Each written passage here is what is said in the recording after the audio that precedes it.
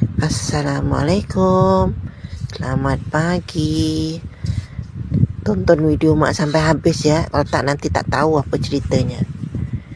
Ini dekat Kuala ni mak ada goreng tempe. Tempe tu kiri halus-halus, nipis-nipis gitu. Nanti kalau digoreng kan dia cepat kering. Ini ikan bilis. Ikan bilis kita goreng tu agak-agak lah. Mak ikan bilis mak dah las-las ni. Kita goreng sampai garing. Taklah garing sampai coklat gitu ya. Agak-agak ada garing lah. Ini kacang tanah. Kacang tanah tak ada kulit. Ini bangsa kacang grade A gitulah.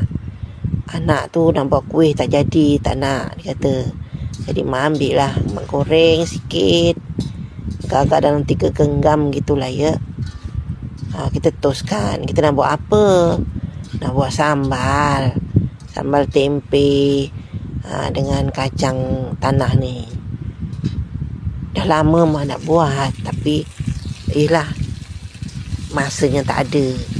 Ini kita tumbuk bawang putih, bawang merah dengan ikan bilis. Minyak tu sikit lah ya, tapi nampak macam banyak kan. Sikit kita tumis dia sampai wangi. Lepas tu masukkan cili kering tu. Ini mak buat video ni tak ada edit dia, tak ada potong-potong, tak ada.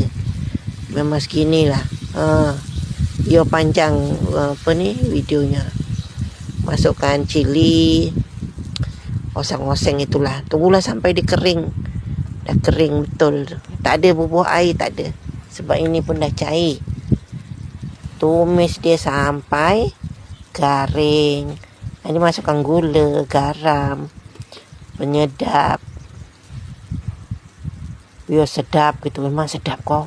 Mak teringat kalau benda buat kacang sama kacang ni, ingat masa mak anak dara dulu mak jual. Masa mak kerja kilang lah dulu. Packing jual berapa? Satu paket tu 50 sen. Dapatlah sikit duit buat tambah-tambah. Gitulah dulu rajin mak jual-jual macam gini. Sambal kacang. Masukkan sos cili bagi dimasam. Tak banyak lah, sikit je. Kalau kita nak buat asam tu nanti kemasaman tak sedap. Itu dah mula nak kering tu, masukkan.